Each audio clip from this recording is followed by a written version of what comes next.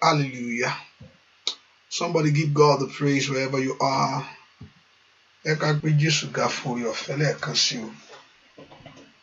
Ẹ ká dúpẹ́ lọ́wọ́ Jésù yìí, ọba tó lágbára lóhun gbogbo. Bẹ́ẹ̀ kó fi ọpẹ́ fún ọba tó ṣe tuntun nínú ayé rẹ̀. Bẹ́ẹ̀ kó dúpẹ́ lọ́wọ́ Ọlọ́run yìí, ọba tí ó fi àwọn tiẹ̀ sílẹ̀. Bẹ́ẹ̀ kó dúpẹ́ lọ́wọ́ Jésù. Ẹ kó dúpẹ́ lọ́wọ́ Jésù, ọba tó pọ̀ nípa t'agbára. Ọba tó ní gbogbo agbára lọ́wọ́. Jésù máa ṣeun. Jésù ṣe fún oore ọ̀fẹ́. Bẹ́ẹ̀ kó dúpẹ́ fún oore ọ̀fẹ́ ìwàláàyè. Oore ọ̀fẹ́ ìpamọ́. Bẹ́ẹ̀ kó dúpẹ́ fún oore ọ̀fẹ́ ìwàláàyè. Bẹ́ẹ̀ kó dúpẹ́ fún oore ọ̀fẹ́ ìpamọ́ ní gbogbo. Pé Jésù ṣe o. Jésù aláàánú mi ó máa ṣe. Aláàánú mi ó máa ṣe. Bẹ́ẹ̀ kó dúpẹ́ fún oore ọ̀fẹ́. Ẹ ká dúpẹ́ fún iṣẹ́ ìyanu rẹ̀ tí ó ṣe inú ayé rẹ̀ ní oṣù yìí. Dúpẹ́ fún ìpamọ́ rẹ̀ àtààbò rẹ̀ nínú ayé rẹ̀ tọmọtọmọ. Ọba tó mú ọ wọ̀ ọ́, ọba tí ò jẹ́ kó rá sínú oṣù tó kọjá, ọba tí ò jẹ́ kó dohun ìgbàgbé, ọba tí ò jẹ́ ó sọnù. Jésù mà ṣe, Ọlọ́run mi ó mà ṣe. Ẹ kó dúpẹ́ fún iṣẹ́ ìyanu rẹ̀, ẹ kó dúpẹ́ fún iṣẹ́ agbára rẹ̀, ẹ kó dúpẹ́ fún iṣẹ́ ògo rẹ̀ lórí ayé rẹ̀ sẹ́. Pé Jésù ṣe o, aláàánú mi ó mà ṣe, aláàánú mi ó mà ṣe. Ẹ kó dúpẹ́ lọ́wọ́ Ọlọ́run yìí, ọba tó ní gbogbo agbára lọ́wọ́,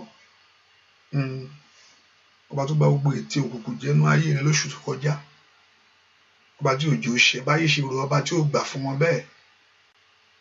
Ẹ kó dúpẹ́ lọ́wọ́ Jésù yìí, ẹ kó dúpẹ́ lọ́wọ́ Ọlọ́run yìí, ọba tó fún wọn lórí ọ̀fẹ́ ńlá, ọba tó mú orin lé ọ lọ́wọ́.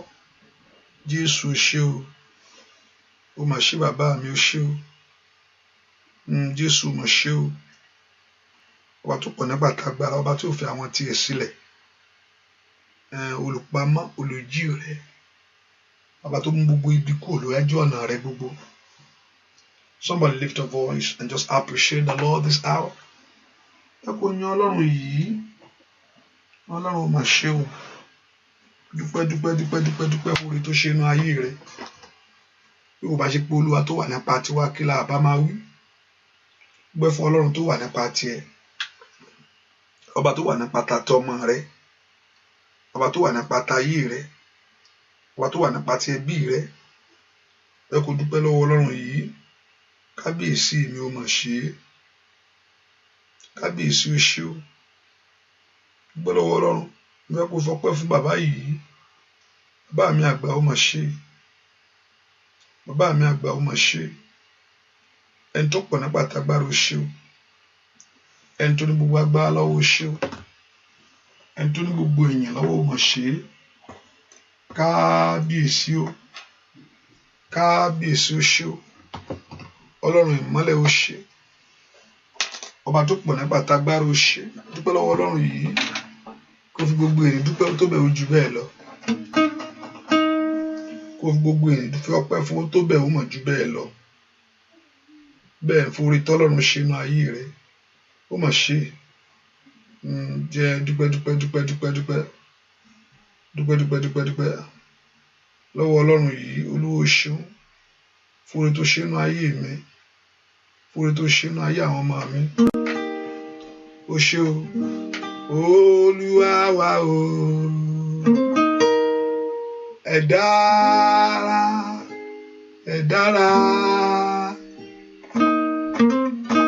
Olúwa mi o. Ẹ dára sí wa o. Inú àwọn òrìṣà kò sálà kàwé yìí. Olúwa wa, Olúwa mi, ẹ dára sí mi. Olúwa mi o, ẹ dára, ẹ dára. Olúwa mi o,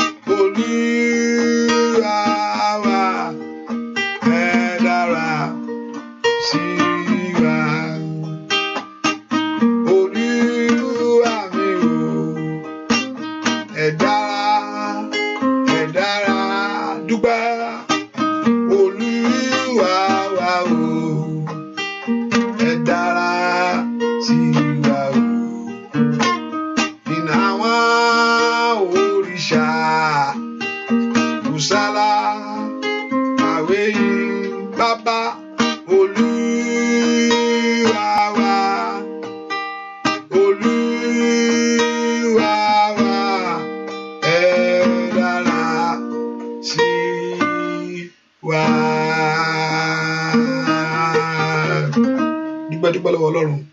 Kábíyèsí rẹ̀ ò bàbá, ọwọ́ rẹ̀ dàṣẹ́ o. Bàbá mímọ́, kábíyèsí rẹ̀ ò bàbá, kábíyèsí rẹ̀ ò bàbá ṣẹ́. Ọba ńlá, oṣù ńlá, ìgbénìkè tó sọ ayé ro. Kábíyèsí rẹ̀ ò bàbá, óyá óyá óyá. Kábíyèsí rẹ̀ ò bàbá, kábíyèsí rẹ̀ ò bàbá, ọwọ́ rẹ̀ dàṣẹ́. Kábíyèsí rẹ̀ ò bàbá. Ọba ńlá, oṣù ńlá, ìgbénìkè tó sọ ayé ro. Kábíyèsí rẹ̀ ò bàbá. Oyè ọmọ o, kábíyèsí rẹ̀ ò bàbá. Kábíyèsí rẹ̀ ò bàbá. Óyá óyá óyá óyá óyá óyá. Kábíyèsí rẹ̀ ò bàbá. Ọba tó fún ọ lórí ọ̀fẹ́ ńlá. Kábíyèsí rẹ̀ ò bàbá. Ọba ńlá, ọba ńlá, oṣù ńlá. Kábíyèsí ìgbénìkè tó sọ ayé ro. Kábíyèsí rẹ̀ ò bàbá.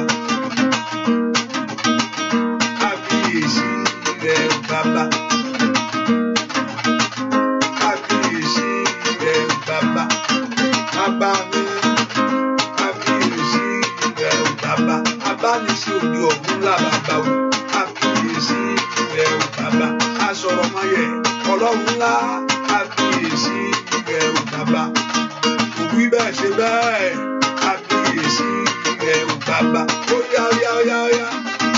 Ọba ńlá, oṣù ńlá, ìgbénìkè tó sọ ayé ro. Kábíyèsí rẹ̀ ò bàbá ṣẹ́. Kábíyèsí rẹ̀ ò bàbá. Kábíyèsí rẹ̀ ò bàbá. Kábíyèsí rẹ̀ ò bàbá. Kábíyèsí rẹ̀ ò bàbá. Óyá mo ń yọ, Jésù mo máa dúpẹ́ o. Mo ń yọ, Jésù ló ṣoore fún mi o. Mo ń yọ, Jésù mo máa dúpẹ́ o. Mo ń yọ lórí ọmọ, Jésù ló ṣoore fún mi o. Mo ń yọ bàbá, Jésù mo máa dúpẹ́ o. Mo ń yọ, Jésù ló ṣoore fún mi o. Mo ń yọ, ó mọ̀ pé wá o. Jésù mo máa dúpẹ́ o. Mo ń yọ, óyá óyá óyá. Jésù ló ṣoore fún mi o. Mo ń yọ, Jésù mo máa dúpẹ́ o. Mo ń yọ, alágbára, Jésù ló ṣoore fún mi o. Mo ń yọ, Jésù mo máa dúpẹ́ o. Mo ń yọ, óyá óyá óyá. Jésù ló ṣoore fún mi o. Mo ń yọ, Jésù mo máa dúpẹ́ o. Mo ń yọ, Jésù ló ṣoore fún mi o. Mo ń yọ, Jésù mo máa dúpẹ́ o. Mo ń yọ, Jésù ló ṣoore fún mi o. Óyá dúpẹ́ lọ́wọ́ Ọlọ́run. Óyá fọpẹ́ fún. Óyá dúpẹ́. Óyá fọpẹ́ fún ṣá.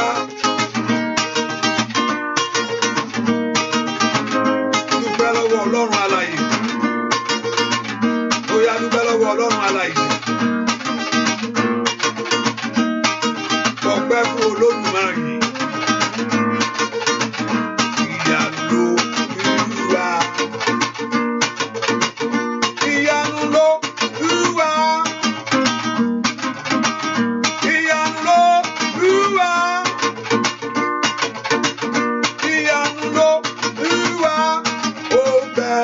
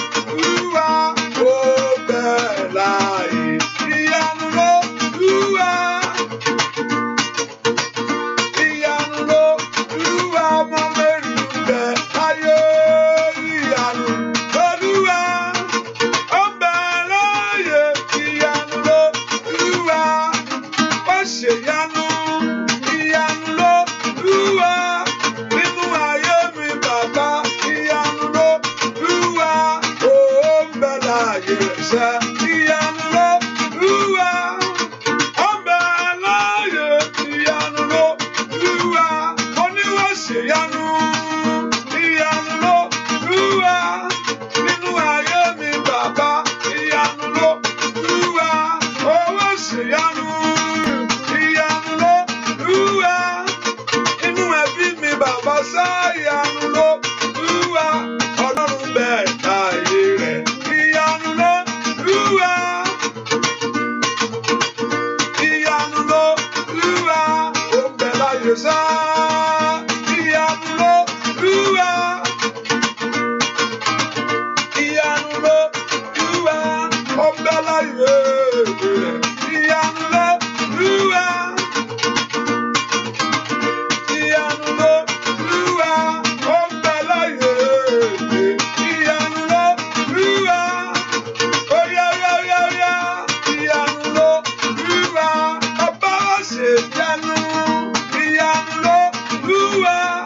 Nínú ayé mi bàbá, ìyanu l'Olúwa. Mo ní wọ́n ṣe ìyanu. Ìyanu l'Olúwa. Nínú ilé mi bàbá, ìyanu l'Olúwa. Nínú oṣù yìí, bàbá mímọ́, ìyanu l'Olúwa. Ìyanu l'Olúwa. Ayérayé ń bẹ láyé rẹ̀. Ìyanu l'Olúwa.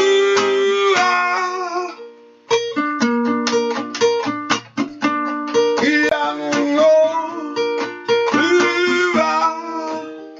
Wọ́n ṣe ìyanu. Ìyanu l'Olúwa. Nínú ayé mi bàbá, ìyanu l'Olúwa. Wọ́n ṣe ìyanu. Ìyanu l'Olúwa. Ìyanu l'Olúwa.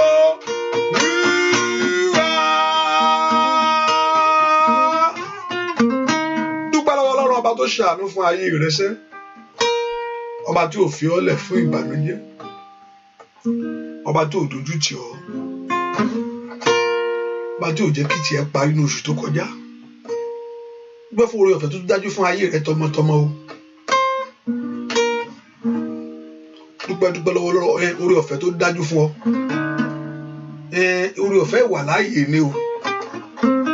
The grace of being alive. The grace of God over your life that sustain you.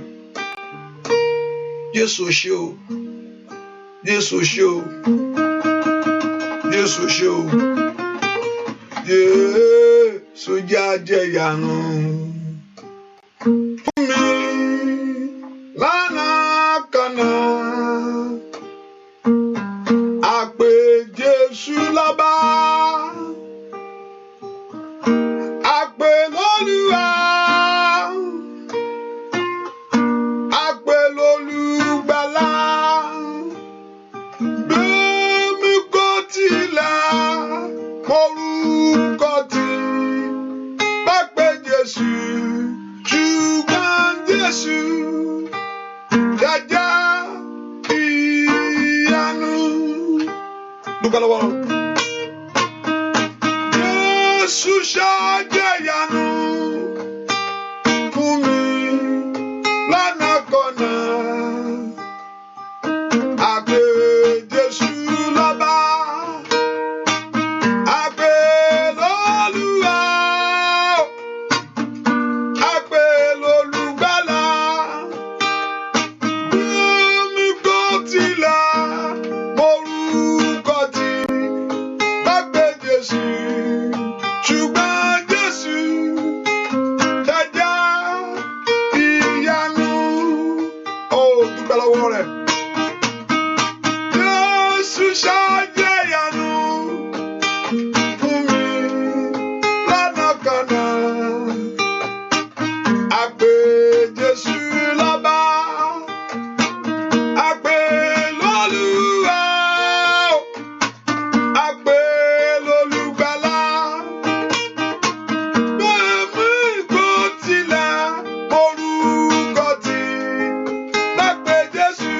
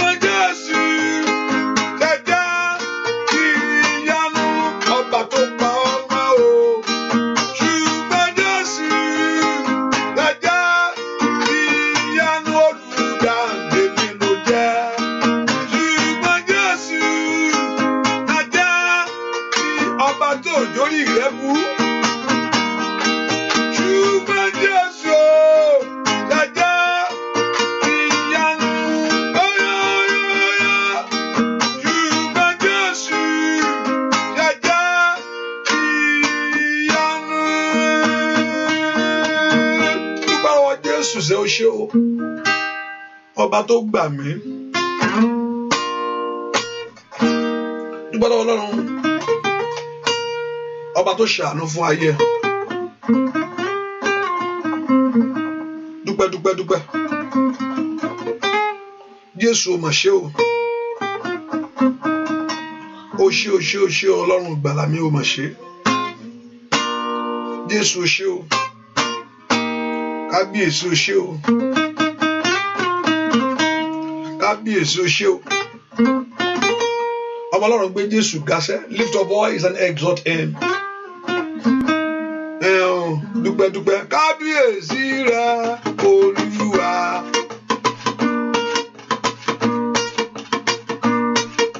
ọba tó fi mọ́lẹ̀ ṣàṣọ̀gbòrà kábíyèsí rẹ Olúwa ọba tó fi mọ́lẹ̀ ṣàṣọ̀gbòrà kí ló fi mọ́lẹ̀ ṣe kó fi mọ́lẹ̀ ṣàṣọ̀gbòrà kó fi mọ́lẹ̀ ṣàṣọ̀gbòrà kó fi mọ́lẹ̀ ṣàṣọ̀gbòrà kó fi mọ́lẹ̀ ṣàṣọ̀gbòrà kó fi mọ́lẹ̀ ṣàṣọ̀gbòrà.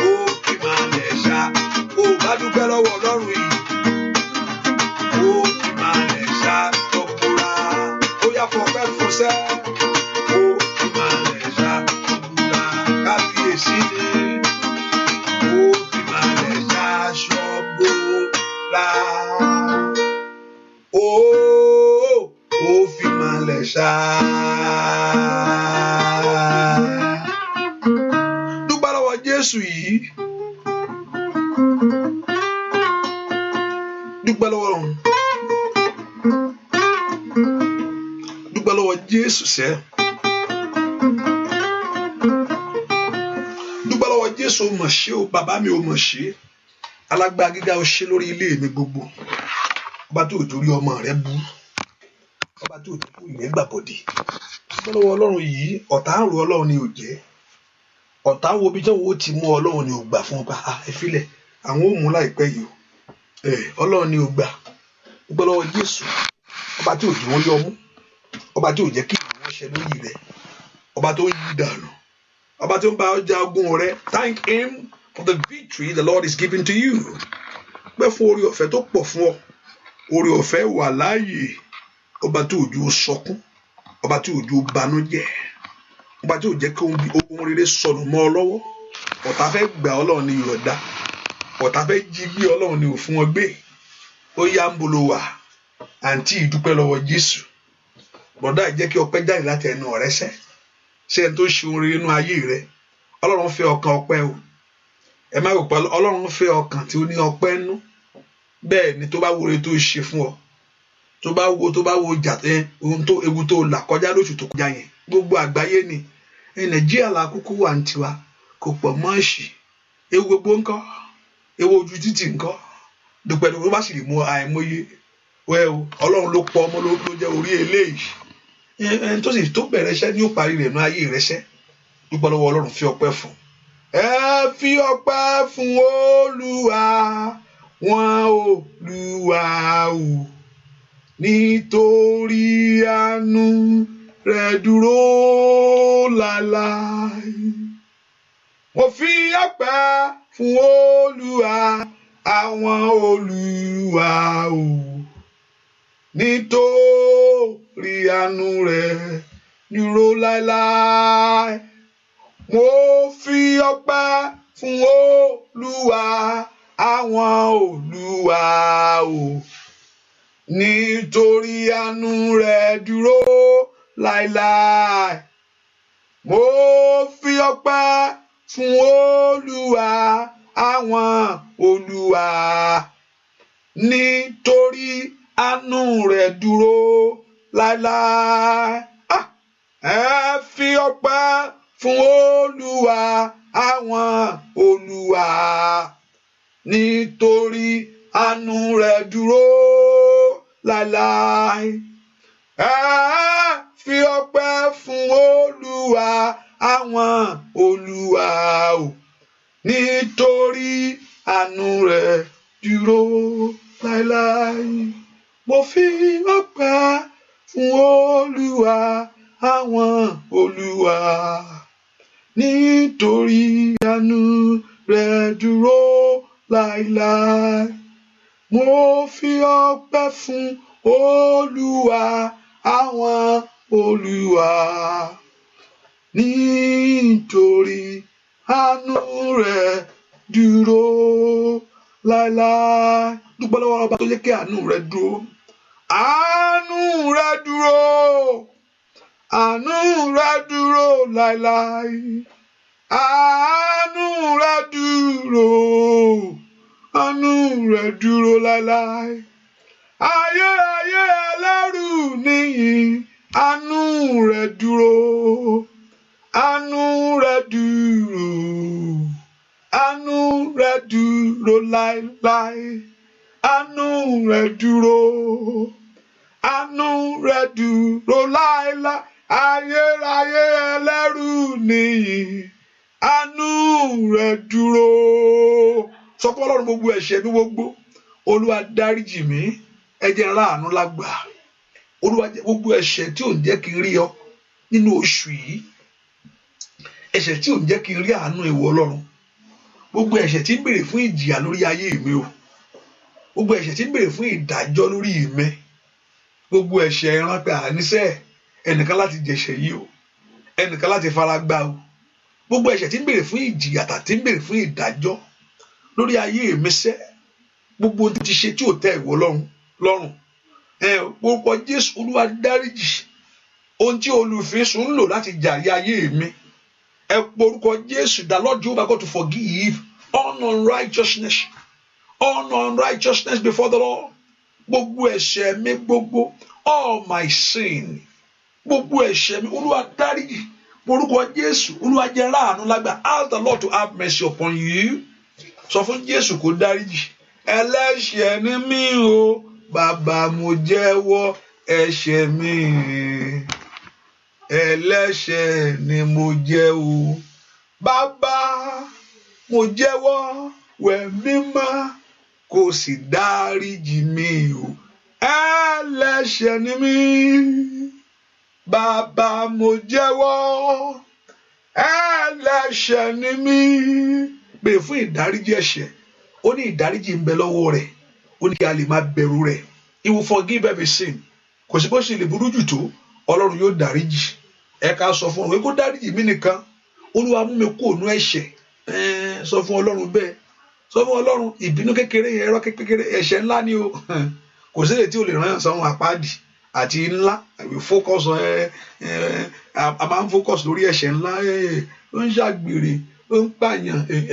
Ẹ̀ṣẹ̀ kékeré yẹn ńkọ́.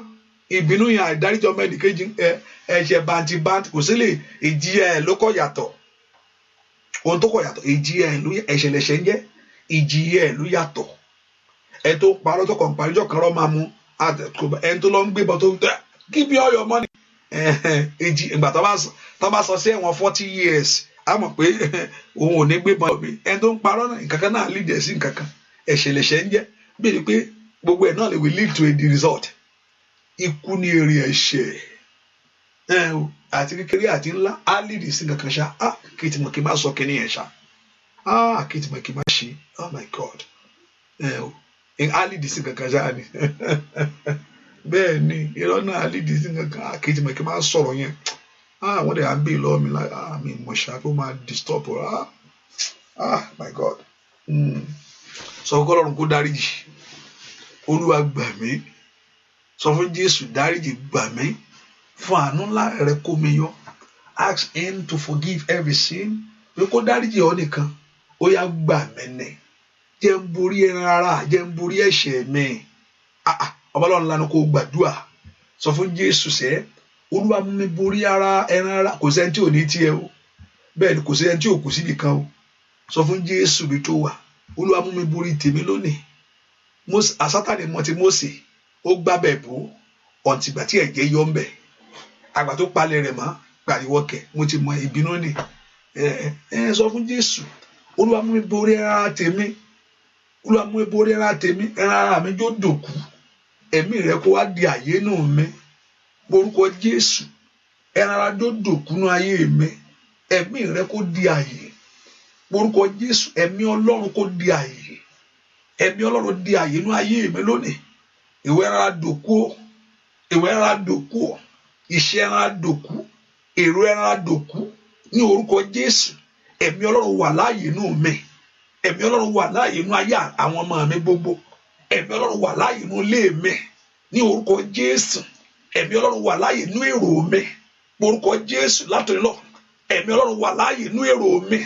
Ẹ̀mí Ọlọ́run wà láàyè nú ìṣe mi gbogbo. Ní orúkọ Jésù, ẹ̀mí Ọlọ́run wà láàyè nú mi lónìí. Orúkọ Jésù, ẹ̀mí Ọlọ́run wà láàyè nú mi. Ọlọ́run gbàdúrà, ẹ̀mí Ọlọ́run wà láàyè nú mi. Ní orúkọ Jésù, Makai Barisaida. Thank you, my daddy. In Jesus' name we pray. Ẹ pé orúkọ Jésù, Olúwa bá mi pàdé. Jẹ́rí ọ. Ẹ pé orúkọ Jésù, Olúwa bá mi pàdé jẹ́rí ọ. Ìwọ mo fẹ́ rí ọ nú agbára. Mo fẹ́ rí ọ nú ògo àtẹwà rẹ. Olúwa bá mi pàdé nú ayé àwọn ọmọ mi gbogbo. Ní orúkọ Jésù, nínú oṣù tí mo wọ̀ yìí, ẹ̀yin ogun ọ̀run ẹ bá mi pàdé. Ní orúkọ Jésù, nínú oṣù yìí tí mo wọ̀ yìí, ẹ̀yin ogun ọ̀run ẹ bá mi pàdé. Ó yá lórúkọ the Lord should meet with you. Olúwa pàdé mi pẹ̀lú ìyanu. Ní oṣù tí mo wọlé ìwà rabaku sakata, oṣù tó fún mi lórí ọ̀fẹ́ láti fẹsẹ̀ tẹ̀ yìí. Ní orúkọ Jésù, ní oṣù tó fún mi láti mọ̀ yìí, ẹ̀yin ogun ọ̀run ẹ bá mi pàdé. Ẹ yanjú ìṣòro ayé mi. Ẹ yanjú ìṣòro ayé mi. Ẹ pé orúkọ Jésù. Ẹ yanjú ìṣòro ayé mi. Ẹ mú ìdààmú ayé mi kúrò. Azọ ní oṣù yìí, ẹ fi ìyanu agbára hàn. Nínú oṣù yìí, ẹ fi ọlá ògo hàn. Lánàá kó gbàdúrà. Kàlíàbà kàsáyà. Wòlíì kẹpẹ́rù sẹ́kẹ̀tẹ̀. Orúkọ Jésù. Ẹ pé oṣù lóṣù mi. Oṣù ìyanu mi ni. Oṣù àṣeyọrí mi ni. Oṣù rere mi ni. Oṣù ọ̀nà àbáyọ mi ni. Ẹ pé orúkọ Jésù. Àní gbàdúrà. Ọlọ́run ṣe oṣù lóṣù mi o. Ọlọ́run ṣe oṣù yìí ní oṣù mi. Ọlọ́run ṣe oṣù lóṣù ìyanu mi. Oṣù yóò gbọ́dọ̀ gbé mi jẹ.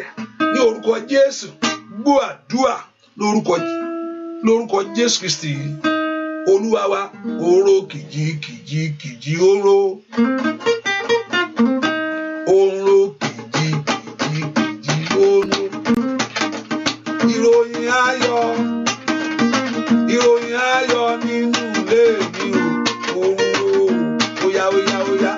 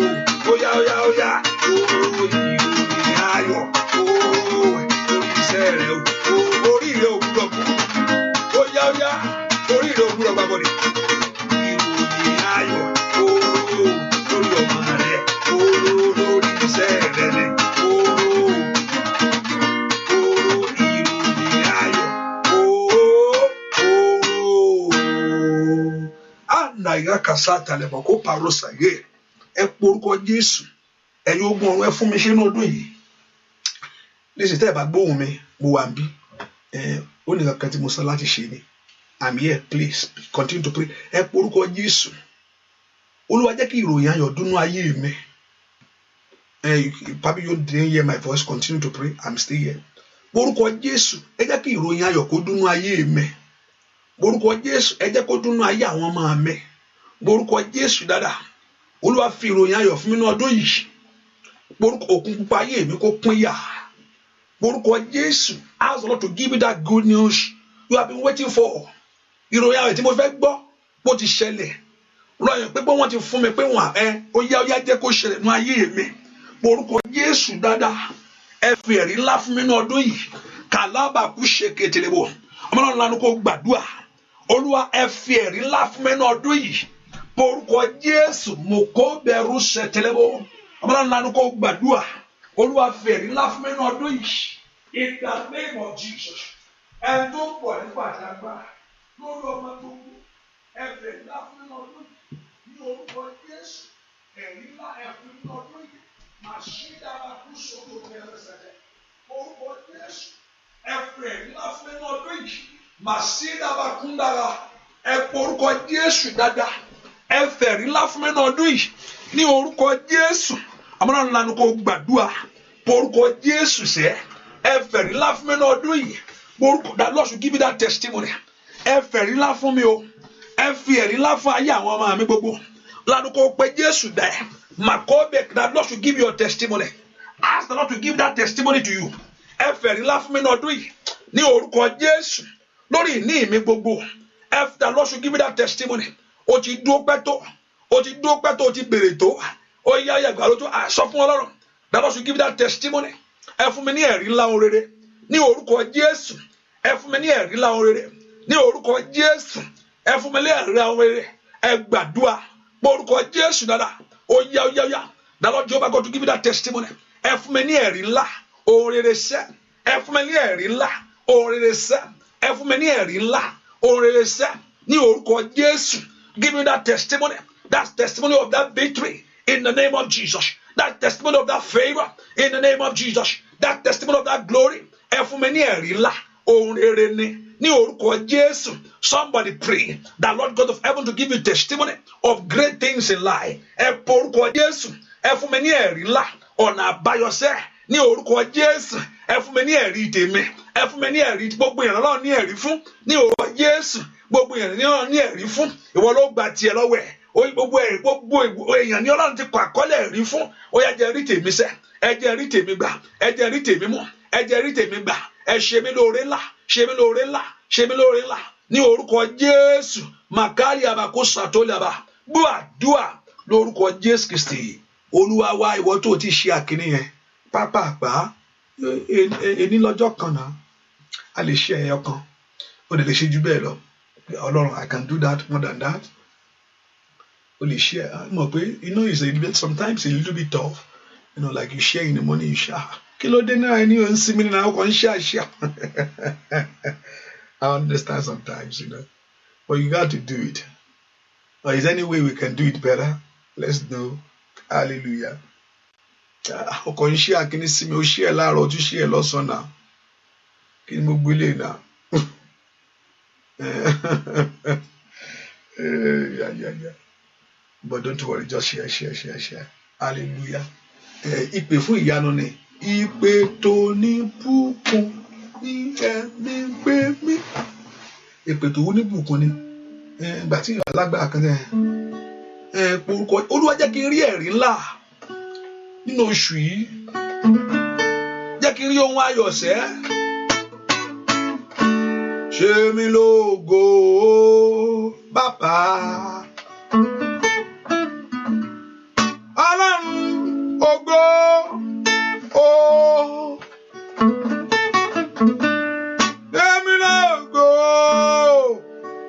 Bàbá Ọlọ́run ògo óyá ṣe mí lógo bàbá Ọlọ́run ògo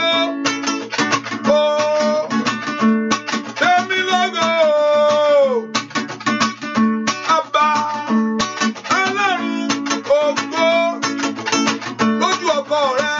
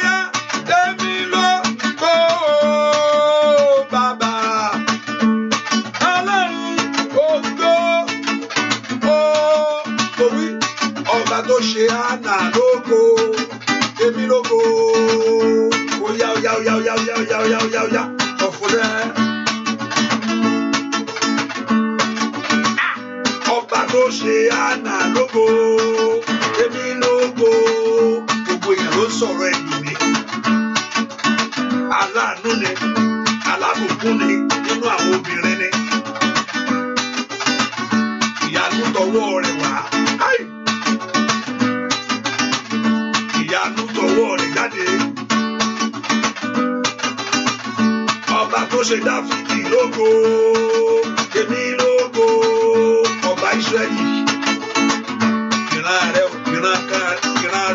jẹ́rí ìran Dáfídì ìjọba rí ilé Jésè kì í jọba ṣùgbọ́n Ọlọ́run ti orí rẹ̀ bẹ̀rẹ̀ ṣùgbọ́n Ọlọ́run torí rẹ̀ ṣe yanu. Ọba tó ṣe Dáfídì lógo èmi lógo.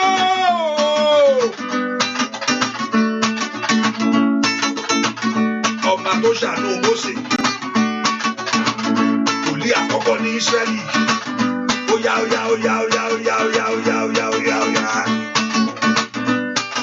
Ọlọ́run torí rẹ̀ bẹ̀rẹ̀ ohun rere sẹ́. Ṣé mi lógo bàbá o, Ọlọ́run ògo, óyá. Ṣé mi lógo bàbá, Ọlọ́run ògo, ṣé mi lógo nínú ọdún yìí. Bọ́ṣọ àyàdànù sẹ́ o, èmi lógo bàbá. Ọlọ́run ògo ó ṣàmì dáadáa mi tó wà. Olúwa bọ́ aṣọ ìyà lọ́rùn mi. Bá mú ìtìjú eléyìí kúrò ní ọ̀rọ̀ mi. Nǹkan mi ti lè di ìtìjú. Tó lè ò ṣe ẹ má jẹ́ sọ́mọ, ẹ má jẹ́ yọjú sí wọn, ẹ ṣàánú mi. But everything that I've turned to shame in your life. Báwo ni tiẹ̀ ṣe wá rí báyìí, tiẹ̀ ṣe wá pẹ́ jù láàrin gbogbo wọn báyìí. Wọ́n fún gbogbo èèyàn náà, wọ́n ṣe wá fún ẹ. Kí mo wá fẹ́ ṣe? Ohun tó ti di ìtìjú náà ayé ẹ. Ṣé ti rí kíní ẹ kò ṣe é sọ, ẹ má jẹ́ sọ pé wọ́n ti fún mi o. Don't let me tell them that I have not yet received it. Why? Because ó ti di ìtìjú. Ó ti di ìtìjú kò ṣe é sọ pé mi ti rí gbà. Èmi nìkan wọ́n ti fún láàrin gbogbo wọn. Ẹ porúkọ Jésù, Olúwa ṣe mí lógo. Nínú ọdún yìí jẹ́ kí ayọ̀ mi kún fún ohun rere sẹ́. Olúwa ṣe mí lógo. Ẹ jẹ́ kí ayọ̀ mi kún fún ohun rere sẹ́. Àwọn ọ̀nà ńlá ni kò pé Jésù bí tó wà. Kàlí àbàkú ṣètò blẹ̀kẹ̀tẹ̀kẹ̀fẹ̀ òsítàtàlíà. Bẹ̀rọ soto prendo kò pẹ̀lẹ́ kò sítákàtà. Porúkọ Jésù. Olúwa ṣe mí lógo. Ẹ jẹ́ kí ayọ̀ mi kún. Ní orúkọ Jésù. Olúwa ṣe mí lógo. Ẹ jẹ́ kí ohun rere ṣẹlẹ̀ fún mi. Olúwa ṣe mí lógo. Ẹ jẹ́ kí oore wọnú ayé mi lánàá kó pe Jésù bí tó wà. The Lord should crown all your effort. Ẹ ṣe mí lógo ní ọdún yìí o. Ẹ jẹ́ kí èmi náà rí ọmọ gbẹ́jọ́ láyé. Morúkọ Jésù. Ẹ jẹ́ kí èmi náà rí ọmọ gbẹ́jọ́ láyé. Mo fẹ́ bímọ. Sọ fún Jésù bẹ́ẹ̀. Mo fẹ́ bímọ. Mo fẹ́ lọ́kọ o. Morúkọ Jésù. Èmi náà fẹ́ rọ́wọ́ yọ. Mo fẹ́ káwọn ọmọ mi ṣe rere. Mo fẹ́ graduate. Mo fẹ́ pass board exam yìí. Èmi náà fẹ́ níwèé ìgbélu o. Morúkọ èmi náà fẹ́ níwèé o ti fáwọn kan lẹ́gbẹ̀ẹ́ mi o. O ti ṣe fáwọn kan nú ayé tí mo mọ̀ o. Èmi náà fẹ́ lówó o. Morúkọ Jésù. Èmi náà fẹ́ rọ́wọ́ yọ. Mo fẹ́ di dádì gidi. Mo fẹ́ dọkọ gidi. Mi fẹ́ dọkọ gbẹ́ntú. Morúkọ Jésù sẹ́. Ó yá porúkọ Jésù. Ó yá mi gbọ́dọ̀ di bàbá àyà. Màkàlíàbà. Mi gbọ́dọ̀ dọ́mọ ìṣẹ́. Ó yá porúkọ Jésù. Kàbírù sẹ́tẹ̀lì kàtà. Ó yá porúkọ Jésù. Olúwa ṣe mí lógo. Crown my effort. Ẹ dá mi lóhùn níbi àyílá. Ẹ dá mi lóhùn. Ẹ ṣe mí lógo. Mo fẹ́ rí ire ní ọdún yìí. Ní oṣù yìí. Mo fẹ́ gbàre. Ìkàpàlísà. Porúkọ Jésù. Ẹni tó ní lọ́wọ́ kó bè lọ́wọ́ ẹ̀. Ẹni tó ní lọ́wọ́ ní kó bè lọ́wọ́ ẹ̀. Olúwa ní lọ́wọ́ o. Olúwa ní lọ́wọ́ o. Olúwa ní lọ́wọ́ o. Olúwa ní lọ́wọ́ o. Olúwa ní lọ́wọ́ o. Dúà lórúkọ Jésù Kristi. Olúwa wá. Ta ló ti rí ìyanu Ọlọ́run rí? Nawọ́ sókè. Wave your hands in the air. Pé o lè sọ pé mo ti rí ìyanu Ọlọ́run rí. Nawọ́ ẹ̀ sókè. Máa ń tẹ̀ tó o bá rí má sọ pé o rí rí. Sọ fún pé o rí kò bínú. Má bẹ̀rù òótọ́ ọnú ló fẹ́.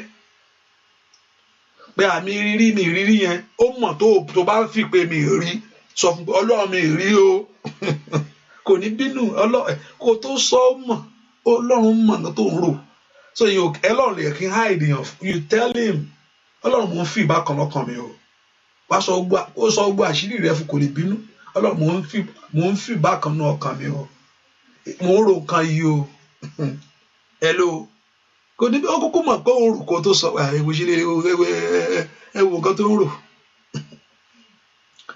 hallelujah ẹ̀wò nǹkan tó ń rò ní ọkàn rẹ̀ praise the Lord ọlọ́mọ ò lè hide anything fún ó mọ tó ń rò dáadáa ẹni tí yóò lè hide nǹkan fún ni tó bá fi pé ìgbàgbọ́ mi ń mì o Olódùmarè sọ fún ìgbàgbọ́ mi ń mì. You don't hide anything from God. You can hide for a man torí wọ́n á ṣe ẹ̀yẹ́ ẹni ẹ̀yin náà lè sọ ọdún kan báyìí àmú lè sọ èèyàn lè yẹ̀yẹ́ ẹ máa wo ẹni máa tó ń sọ ọdún kan báyìí ṣùgbọ́n Ọlọ́run kò ṣọ́ọ̀kẹ́ he's your friend, he's a friend. That's why you need to have a relationship with him. That's why you need to have a relationship with him. A good friend will cover you. Remember Jesus said, you are my friend. And yeah, I can be so okay, only bullet to ban this shit by. Yes, my in-law to Bali, you know, I talked to him. Yeah. About be already, but how long I come by lunch alone. Hallelujah. My bed. Máa ṣàánú fún ìwọ náà dìbò ìwọ náà lọ ṣe nǹkan báyìí. How many of you have experienced God before? Tó ti rí ìyanu Ọlọ́run rí tó lè sọ pé mo rí ìyanu Ọlọ́run rí o. Tó o bá tí ì rí jẹ́ má wọrí. I have torí ẹ̀bẹ̀ lẹ́nìí. Náwó ẹ̀ sókè, gbé ọwọ́ rẹ̀ sókè, pápápá. Wave your hands, jù sí mi rí ọmọ tó wà yẹn. Náà sókè mi rí ọmọ ma. Tí ẹ gbọ́ má wo àmàlà yẹn nìkan fọwọ́ nù ẹ̀. Bó ṣe ṣe ń mú nǹkan nù náà ókè hallelujah orúkọ àmì ní orúkọ Jésù ní àmì ní orúkọ Jésù communication mo ní kó o bá rí ìyanu Ọlọ́run rí nà sókè ọwọ́ rẹ ókè hallelujah mi ṣé gbogbo àwọn tó ń fẹ́ ìyanu pọ̀ lé nínú ẹ̀dẹ̀ okay mo ti rí o mo ti rí àbẹ̀bẹ̀ kí n máa dárúkọ yín ni ẹ má jẹ́ ìṣìyẹ o hallelujah praise the Lord ṣé a ti rí ìyanu Ọlọ́run rí wíwà láàyè rẹ gan tó wà lónìí gangan ìyanu náà ń jẹ́ bẹ́ẹ̀ kó o tiẹ̀ wà láàyè yẹn kó o wà yẹn lẹ́ni ìyanu gangan ló ń jẹ́ yẹn ìyanu ló ń jẹ́ yẹn pé ìwà ọlọ́gbọ́n ní mo sọ láàárọ̀ mo ní lọ gbọ́ newspaper lọ tọyún CNN lẹ́ni sọ àárí nísìnyí nọ́mbà nù òkè ńláńlá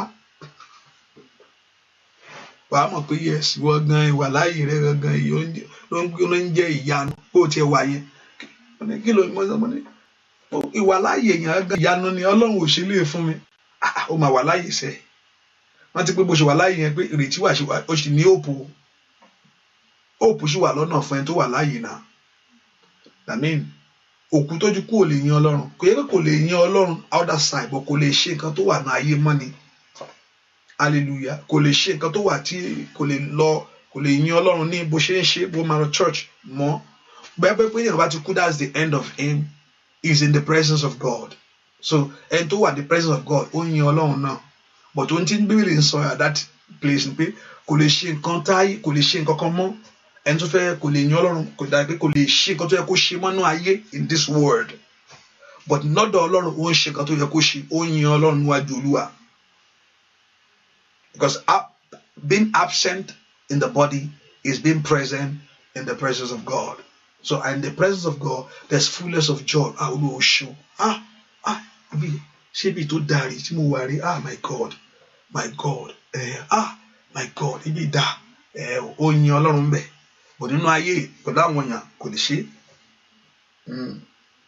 hallelujah ẹ ká porúkọ Jésù sọ fún Ọlọ́run Olúwa jẹ́ kí n tó rí ìyanu mo fẹ́ rí ìyanu agbára rẹ padà sí tó bá acknowledge pé o ti rí ó yà pé Olúwa fún mi sí eléyìí ò tó mi fún mi sí Olódùmarè jẹ́ n tó rí ìyanu agbára rẹ ní gbogbo ọ̀nà Olúwa mú mi rí lẹ́ẹ̀kan sí Olúwa mú mi rí ìyanu lẹ́ẹ̀kan sí Olúwa mú mi rí ògo lẹ́ẹ̀kan sí ó ti ṣe fún mi rí ó ti ṣe fún mi rí ó ti ṣe fún mi rí ó ti ṣe fún mi rí you have done it for me before ó ti pèsè fún mi rí, ó ti yọ mí nínú ewu gbogbo rí, ní orúkọ Jésù ó ti kó mi yọ rí, ó tún fún mi bí rí. Ìwọ tó fẹ́ bí sí yẹn, ìwọ tó fẹ́ bí sí yẹn, ó tún fún mi bí rí. Ó ti ṣe ìwọ tó fẹ́ bí sí yẹn sọ pé Olúwa ó tún fi ìwọ tó ti wà tí ì bí sọ pé Ọlọ́run ti fún mi lọ́kọ, mo fẹ́ bímọ, Olúwa jẹ́ kí n dúrí ìyá ó ti mú wá sórí. You have brought me to this land. Ẹ gbàwé bẹ̀ fún mi, ẹ gbàwé bí fún mi, orúkọ Jésù. Ìwé bí tó mú mi wá yìí gbà fún mi, Olúwa ìwé tó bí tó mú wá yìí gbà fún mi, orúkọ Jésù. Ìwé bí tó mú mi wá yìí, that place you brought me, tó gbéra ẹ débẹ̀, ó yá ẹsẹ̀ kó gbà fún kó o tẹ̀ ti débẹ̀ náà nímú rò pé wọ́n ga ló wú kára ẹ débẹ̀ màá rí bàkú sèké tìlíkàdá, ó yá ẹ gbà fún mi dùà lórúkọ Jésù Kristi Olúwa wa. Mo rántí ìgbà tí mo fẹ́ rìnrìn àjò ibi tọ́lọ̀ máa kú mọ́ ẹdẹ ẹlòmíràn gan gbéra ẹ̀ débẹ̀, mo fẹ́ gbéra mi débẹ̀ by all means by kuruku pé màá ṣàdé ní sùúrù. Ẹlòmíràn gan ló tiẹ̀ bẹ́ra ẹ̀ ń bẹ̀, ó tiẹ̀ gbéra ẹ̀ débẹ̀ ó ti débẹ̀ náà. Kò ṣe gbogbo ọlọ́pọ̀ ọgbọ́n ní ìrìn àjò wà fún o, àfikọ́ lọ́run fi hàn mọ̀nà láyé ni ó ní ṣìrìn. Ẹlòmíràn dára jẹ́ kó ń lọ kó ń rìn àjò, ò bá jókòó ká lọ jókòó kò wá dáa, ká lọ jókòó á ní jẹ́ kí n lọ gbogbo èèyàn ń lọ. Mọ ìfẹ́ Ọlọ́run fún ayé rẹ ni. Ó sọ fún Isaac pé Isaac nípa àwọn dà pé Egypt ní gbogbo ẹ̀ tí ń ṣe jọmujọmu o. Ó ní Egypt ní gbogbo ẹ̀ tí ń ṣe jọmujọmu. Ọlọ́run ní jókòó bí tó wà yìí, kò sí nǹkan tó ń jọmù ń bẹ̀. Sit down here in this place, máa di sọ ẹ́ di ńlá. Kò ṣe business gẹ́gẹ́ lè ń tọrùn bọ̀. Eléyìí ń ta aga especially our Nigerians. Ẹ bá ti rí pé ẹlòmíì ń ta pure water, gbogbo èèyàn ń ta pure water. Wọ́n kọ́ lọ bè lọ́wọ́ orí ẹ̀ ṣe pure ni. Hallelujah. Ìyá yìí ti ṣe business ó ń ta, èèyàn náà lákè ń wọ ọbẹ̀ lọ. Ẹlòmíì gbèsè ni ó bàjẹ́ kúrò ń bẹ̀. Torí Ọlọ́run ò rán bèèyàn tọ́lọ́run rẹ̀, bèèyàn tọ́lọ́run tó ríran ọ. Bẹ́ẹ̀ ni ohun tó ríran ọ ní kó wò. Wọ́n ní kíní ń ta, wọ́n ní blọ́ọ̀kì náà ń yọ ní ìsìn kí máa yọ, wọ́n yọ̀yọ́kúyọ o. Hallelujah. Ó ní ṣe kó ń lọ sí Egypt, Ọlọ́run ní ó ti o jókòó bí ibi màá ti sọ ẹ́ di ńlá. Ọlọ́run sì fàyè gbà ẹnìkan òun ronú mo ṣe ń sọ̀rọ̀ ẹ̀ ṣé kó wá padà ní báyìí. I'm talking to you now. Mo ń bẹ́ẹ̀ sọ̀rọ̀. Am I going to, you are thinking ṣé kí n wá padà? Bẹ́ẹ̀ ni mo ń bọ̀ wí. Mo ń bọ̀ wí o. Bí ṣé kí n wá padà ní báyìí. Ó ti fẹsẹ̀ tẹ́bẹ̀ náà. Ó ní owó ṣẹ́pọ̀ fún kó wá ṣẹ́ fún wá sọ á máa sọ fún Ọlọ́run. Ìrìnàjò tí mo wá rìn yìí o, ẹjọ́ ṣẹ́pọ̀ fún mi re tí mo wà. Olúwa jẹ́ kí oṣù kó ṣẹ́pọ̀ fún mi, mo ti débẹ̀ náà. Ọlọ́run mo ti wá bí náà. Ẹjọ́ ṣẹ́pọ̀ fún mi. I'm here on this land already. Ilé òwe gangan ò ṣe é lọ Nigerians gbogbo àwọn tó wà ń bí náà gbogbo ẹ̀ tẹ́ ń gbọ́ mi, you are Nigerians here. And also you are Nigerians, right? Nigeria ni ọ torí Yorùbá mi sọ. So I know everyone that you are Nigerians, except maybe if you don't. Ilé mantin bẹ́ẹ̀lẹ̀ ilé òṣè kùgì lọ. Hallelujah. Ilé òṣè kùgì arákùnrin kan ó travel. Mo ti sọ fún yín rí. A máa complain gbogbo gbàṣà. Kí ló ń ṣe máa tó máa ń sọ̀rọ̀ ní gbogbo ìgbà. Irú ìlú wo lélẹ̀ torí pé ó travel ó dé. Irú ìlú wo lélẹ̀. Kí ló dé tí màá yóò tiẹ̀ farabalẹ̀ tó. Òótọ́ ìgbà tẹ́mi náà lọ ni mo máa mọ̀ pé yes. Mo lọ sílé nígbà kan mo lò 3 months. Pàtó ó kú Olúwa lórí kí n lọ. And I was there. Pàtó dé ọjọ́ kejì àpín ilé sùnmọ́ mo ṣe lajú lẹ́rìn. Kí lẹ̀ mọ́ kí n gbé báàgì kí n túlẹ̀ eré tètè eré mo ṣe lajúlẹ̀ ní mo wò rí ṣùgbọ́n ibẹ̀ náà san àwọn èèyàn láyé àwa táwa wà ń bẹ̀ kọ́ ẹnìkan náà sọ̀rọ̀ bẹ́ẹ̀ yẹn àwa táwa wà ń bẹ̀ nǹkan àkókò san ọ́ hallelujah kò síbi tọ́lọ́mọ sọ pé kò tọ́lọ́mọ ò lè gbà yẹn tó wà Nàìjíríà kó ní Ọlọ́run ní kó jókòó sí Nàìjíríà tó jókòó ọ̀nà àlà fún kọ́lọ́run kó fàyè gbọ́ ọ ibi orísun omi ayé ẹ kó bẹ̀rẹ̀ sí sun ṣàmì mo fẹ́ kó ṣàmì ẹ kó ṣe kó lágbára makari power spider mo ní ibi orísun omi ayé ẹ kó bẹ̀rẹ̀ sí sun ní orúkọ Jésù mo sọ ọ̀rọ̀ àṣẹ jáde ní o makari power spider níbi orísun omi ayé ẹ kó bẹ̀rẹ̀ sí sun ṣàmì dáadáa ní orúkọ Jésù níbi orísun omi ayé rẹ ibi tó omi sọ ẹ kó ti sun jáde fún ọ kó bẹ̀rẹ̀ sí sun kó bẹ̀rẹ̀ sí sun orísun omi ọmọ rẹ láyé ibi tó yẹ kó mi ti sun jáde fún ọ ní orúkọ Jésù kó sun jáde ṣàmẹ nílé ọkọ yẹ kó sun jáde ìrìnàjò yẹ kó sun jáde kò ní gbẹ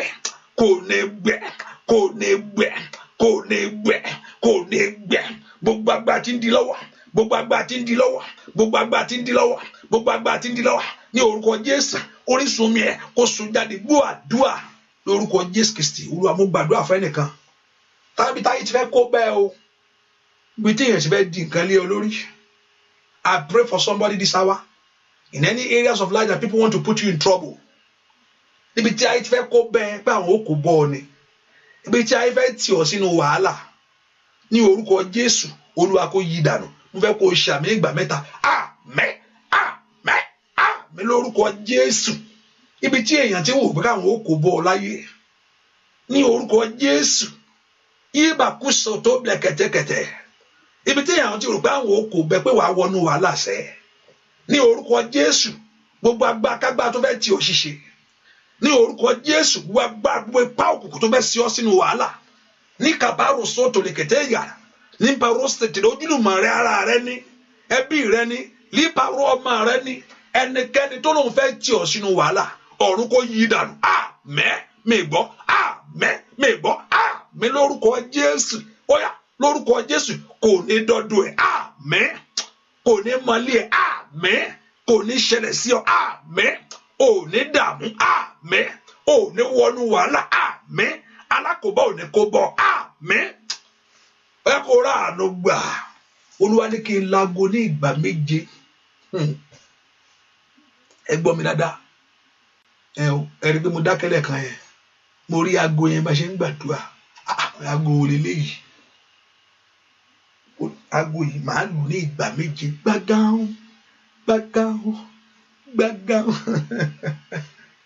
nínú ọdún òde kan rẹ dún fún ọ káyé gbọ́ mo fẹ́ kó béèrè ohun tó máa ní kó béèrè ohun tó fẹ́ ẹ wá porúkọ Jésù tí bá ti lágo yẹn tí bá ti béèrè ohun tó fẹ́ yẹn máa lágo yẹn pé ìròyìn kó dúnú ayé kó ṣàmì dáadáa o ìgbà 7 máa lù ú hallelujah ohun ayọ̀ kó dún fún ọ káyé rí o wọ́n tó ti pẹ́ bí ẹ sínú àdúrà ìwé ò lè ṣe lọ́wọ́lọ́wọ́ kí kó tó wọnú àdúrà ẹ lọ tó bá bẹ tó yẹ kó ràánú gbà tẹ́ pé tó wù pé ẹ kó ṣe rere pé ẹ jẹ́ ká tí ẹni kó fà àwọn èèyàn ń bá ọ sọ̀rọ̀ tí onígbàgbọ́ bá wà láyé tẹ́yìn nǹkan ò pè ọ fún nǹkan pé àǹtí mo fẹ́ kẹ́ bá mi gbàdúrà lórí nǹkan kan kẹ́ni ẹ gangan yẹra ẹ̀ wò pé am I really Christian ìjẹ́ onígbàgbọ́ ni mí tàbí wọ́n ti rí nǹkan kan láti pè ọ fún un àfẹ́jọ́ ẹ má bínú àfẹ́jọ́ ẹlẹ́jọ́ hello wọ́n ti mọ ibi tí wọ́n gbé wá wọ́n ti mọ pé tó máa fún wọn time dáadáa 1 hour you are still going mi mọ̀ náà mi mọ̀ my God my gosh bẹ́ẹ̀ ni àfẹ́jọ́ ẹlẹ́jọ́ tíyàn bá ti pè ọ pé àǹtí mi mo fẹ́ kẹ́ fàdúrà ràn mí lọ́wọ́ wọn tí rí ọ àbọ̀ tó ń àìdàdúrà fún wọn pé ẹ má jò gbọ́ o ẹ má jò gbọ́ o tún di ẹ má jò gbọ́ pé àtàrí mo lè fọ̀rọ̀ lọ sísítà yìí mo sì mọ̀ pé yóò gbé pamọ́ yóò gbé sínú ẹlòmíì kò ṣeé sọ̀rọ̀ fún tata ni ohun tó wọ náà ò fẹ́ kán gbọ́ mọ́ sọ o mọ́ wulẹ̀ sọ èèyàn láti jẹ tó ń gbé ọ̀rọ̀ sínú ó láti kọ́ number 1 tó kọ́ láti kọ́ nù ìránṣẹ́ Ọlọ́run tí ò lè gbọ́rọ̀ sínú nǹkan ni kó ṣe lẹ́yìn jẹ́ kí ẹni tó lọ yẹn ń kọ́ mo ní kí n fọ̀rọ̀ yín lọ ni bẹ́ẹ̀ ni ó láti kọ́ jẹ́ tó gbé ọ̀rọ̀ sínú ọ̀rọ̀ láti gbénú ni dáìdì ẹ̀ ló ń jẹ́ bẹ́ẹ̀ dáìdì ẹ̀ ni o bẹ́ẹ̀ ni dáìdì ẹ̀ ní ń jẹ́ bẹ́ẹ̀ number 1 láti ọwọ́ jẹ́ tó ọ̀rọ̀ yẹn dáìdì ẹ̀ ni láti dáìdì ẹ̀. That's why I don't do many example because Timba example me so I just have to keep it. That there ni o ayé ògbúdọ̀ rí ẹlẹ́jọ́ tani mo fẹ́ sọ it's not that people don't share things with you have to be but ọ̀rọ̀ láti dẹni tó ń gbé nǹkan nù ẹlòmíì ẹ̀gán ọ̀rọ̀ ayé ara ẹ̀ gan ẹlòmíì ọ̀rọ̀ ayé ara ẹ̀ gangan ò lè gbé nù akàṣà mọ́ ó fẹ́ tú jáde tú ní jẹ́ bẹ́ẹ̀ tutututu ọ̀rọ̀ ara ẹ̀ gangan ò lè gbé nú ọ̀rọ̀ ara ẹ̀ gangan ò lè gbé nú kíní kan àwọn dájú àṣẹ wọlé ni ẹni mo lọ ti dé mo kàn ní kí n sọ fún àwọn dájú yín bò àwọn dájú wa àwọn dájú yín láti jẹ́ ọkùnrin náà ní dédé náà ni ìyàwó mi wọ́n fẹ́ jáde lọ báyìí níbi ní lọ wọ́n ní kọ́ wá níbì kan mo kàn ní kí n sọ léè fún ẹ má sọ fẹ́ nìkan kan o má sọ mo kàn ní kí n sọ fún ẹ mo ti gbọ́ mi ní sọ ìyẹn náà ni ẹ̀lú jẹ́ kí n sọ fún ẹ má sọ wọ́n náà má sọ o kò tó mọ̀ ọ̀rẹ́ ní stíríìtì ní jẹ́ bẹ́ẹ̀ ọ̀rẹ́ rẹ ní stíríìtì ní jẹ́ bẹ́ẹ̀ ọ̀rọ̀ rẹ kò tó mọ̀ má sọ fẹ́ nìkan má ohun tó mọ̀ kó o ní sọ kúkú gbé yóò dá ẹ díẹ̀ òdinú ní jẹ́ bẹ́ẹ̀. I've thought about leader. Go and tell this person. Ọlọ́run yóò kọ́ ọmọ àṣẹ òní ṣiṣẹ́ mọ́láyé ẹ̀ ṣàmì dáadáa.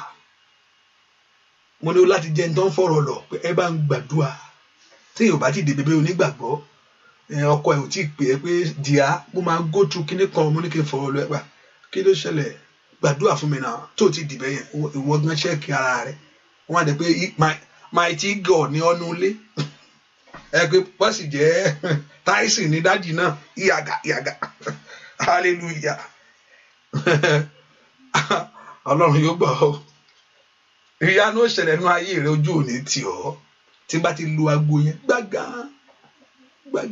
ṣàmì kó obìnrin tó fẹ́ bá ní kó bèrè máa lu aago yẹn gbà méje ìròyìn ó dẹ́ kó dúnú ọdún inú ayé ẹ̀ à ń sin ọlọ́run tó ní agbára à ń sin ọlọ́run tí agbára ń bẹ lọ́wọ́ rẹ̀ à ń ṣe tó ní ipá àtàgbà lọ́wọ́ à ń ṣe tí gbogbo orúkọ kó gbọ́ kó tẹríba ní orúkọ yìí orúkọ olúwa ní ó ní olódodo sáwọnú rẹ̀ ó sì là olódodo wọnú rẹ̀ ó sì là Exodus chapter 14 I wish I can see it in Yoruba language jẹ́ nìkan lè mama mi mọ̀ kí màmá wà mẹ́ẹ̀ I think màmá ní láti padà wá bẹ́ẹ̀ màmá ń gbọ́ mi màmá láti padà wá.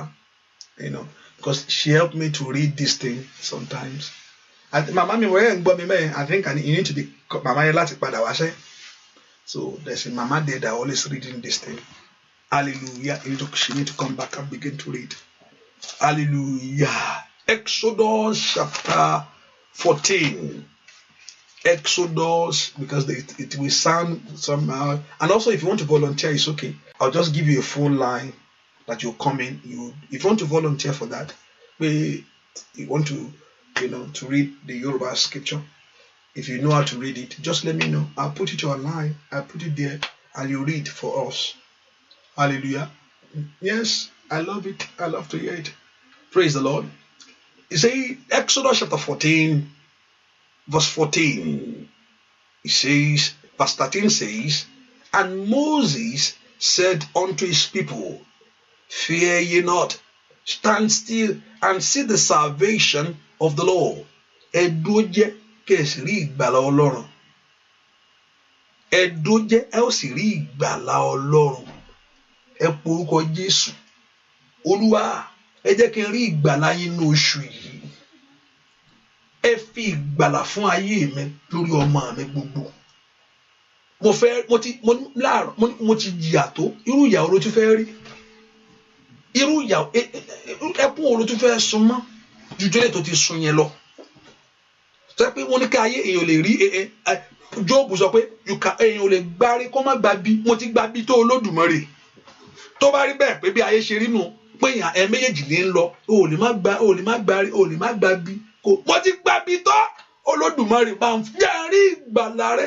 Let me see the salvation of you. Olúwa jẹ́ kí n rí ìgbàlà wa lọ́run.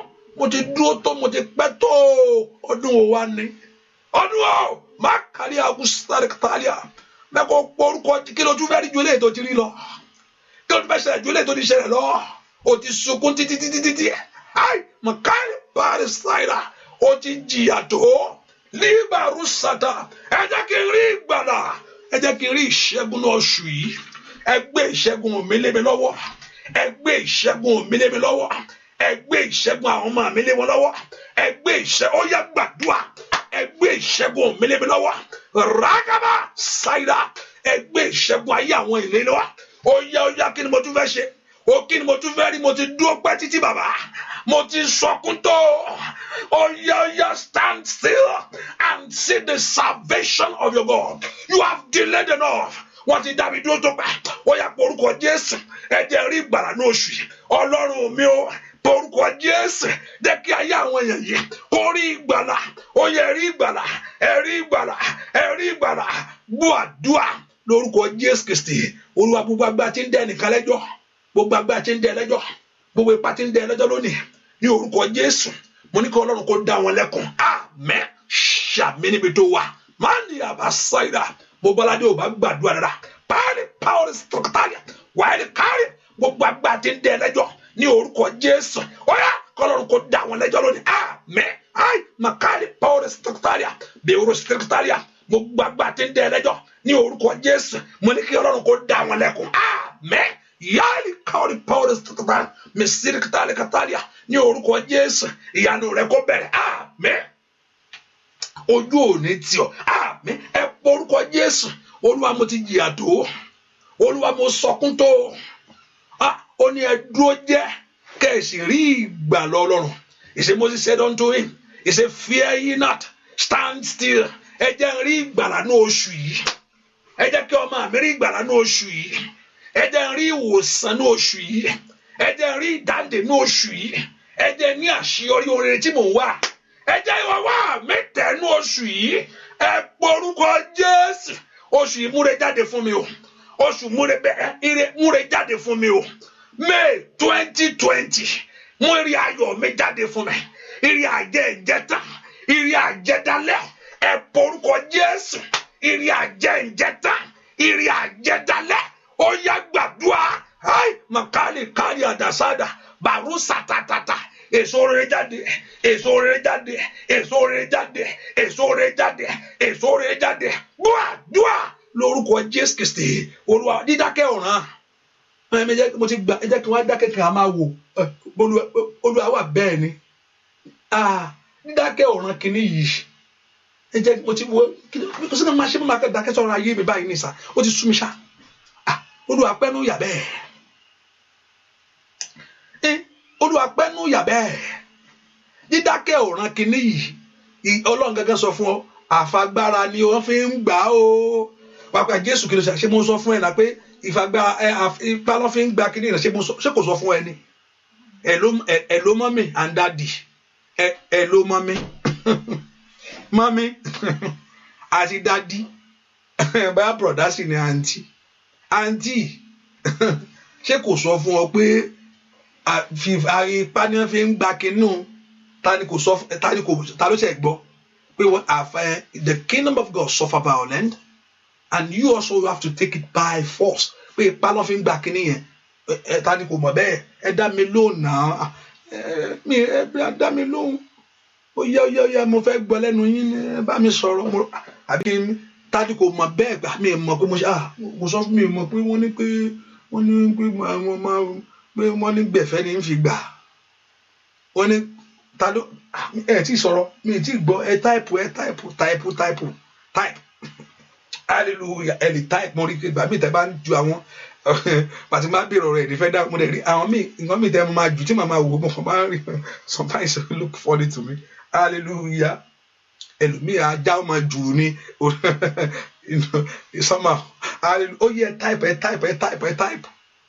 ó yẹ mi ì tí rí ta ni kò gbọ́ pé wọ́n ní you take it by force ta ni kò kà dé bẹ́ẹ̀ mi ì tí rẹ́ni kankan dá mi lóhùn bá a ṣe wà ń bì àmọ́ ó kí ọ àgbọ̀ bẹ́ẹ̀ oh my God àwọn èèyàn yóò gbọ́ bẹ́ẹ̀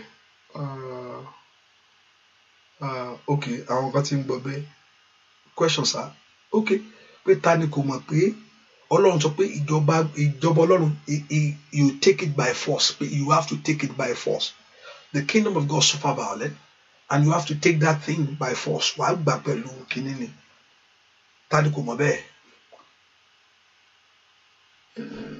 yes yeah that okay okay ẹ ti gbọ́ so tẹ̀ka ni mo fẹ́ràn àti bring out ni pé kò ní come easy èèyàn ń dákẹ́ kò sọ̀rọ̀ kó sú mi ń bẹ̀ kò gbúdọ̀ sú ọ ni ó rẹ̀ mí kọ́ ò gbúdọ̀ rẹ̀ ẹ́ ni lájẹ́ bẹ́ẹ̀ yẹn ń fógun èṣù ní ìborí lọ́nu ó ní gbà ni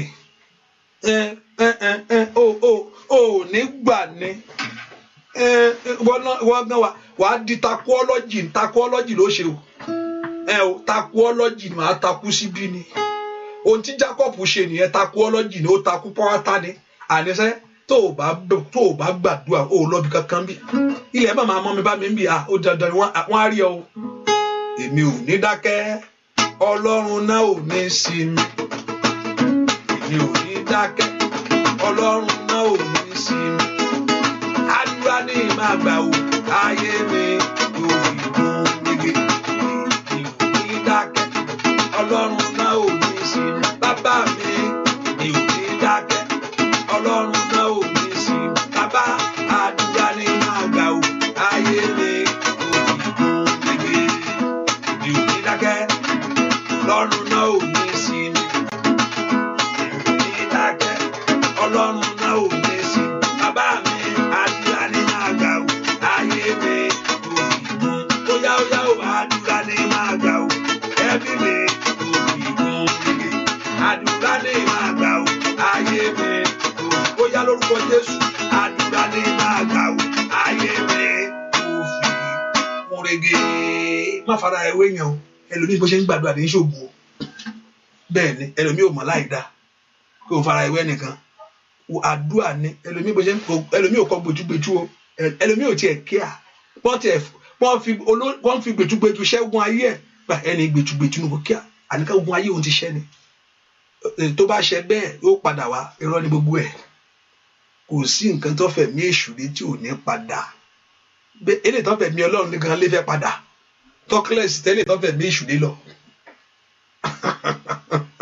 bẹ́ẹ̀ ni mo wí fún ọ eléyìí tó fẹ́ mí Ọlọ́run gan lè fẹ́ padà tọ́kílẹ̀sì eléyìí tó fẹ́ mí èṣù gbẹtugbẹtu lé lọ àdúrà ló máa gbà táyé rẹ yóò fi gún régé ó gbà takuọ́lọ́jì ni o takuọ́lọ́jì ni wàá takú pàwátá nípa àníṣe tèmi ò gbúdọ̀ burú ó kọ́ lè mọ́ mi mo ti rí pé ó ti sọ pé ó kọ́ lè mọ́ mi ṣe bó ti kà bẹ́ẹ̀ ẹ porúkọ Jésù bí tó wà ó yá ọ̀nà àbáyọ mi là ẹ jẹ́ rí ìgbàlà ní oṣù yìí ìgbàlà lórí ẹkún tí mò ń sun lórí ọmọ o ẹ jẹ́ kí n rí ìgbàlà lórí aya lórí iṣẹ́ mi sẹ́ porúkọ Jésù ó ní ẹ dúró jẹ́ ẹ ó sì rí ìgbàlà Ọlọ́run mo fẹ́ rí ìgbàlà I want to see the salvation of you mo fẹ́ kí ayé mi rí ìgbàlà mo fẹ́ rí ìgbàlà rẹ mo fẹ́ bọ́ lọ́wọ́ ogun yìí mo fẹ́ bọ́ lọ́wọ́ ìjà yìí a fẹ́ rí ìgbàlà nínú oṣù yìí lórí coronavirus yìí ní orúkọ Jésù a fẹ́ rí ìgbàlà yìí